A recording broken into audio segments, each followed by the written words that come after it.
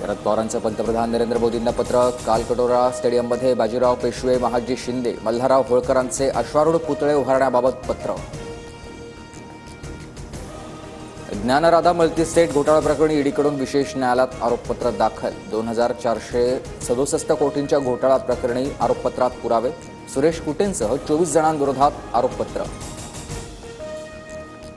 सारंगी महाजनांच्या परळीतील जमिनीबाबत आज सुनावणी। वाल्मिक कराडच्या सहकार्याच्या माध्यमातून फसवणूक झाल्याचा आरोप। सांगलीत शरद पवारांच्या राष्ट्रवादीचा कार्यकर्ता मेळावा। जयंत पाटील, हर्षवर्धन पाटील, शशिकांत शिंदेंसह जिल्ह्यातील आमदार आणि पदाधिकारी उपस्थित राहणार।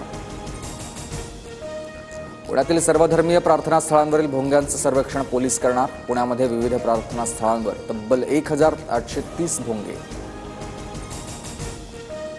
मुंबईतून क्लीनअप मार्शल हद्दपार होणार। पैसे घेण्याच्या तक्रारींमुळे कंत्राटदाराला दणका। मे महिन्यापासून नवे स्वच्छता दूत येणार।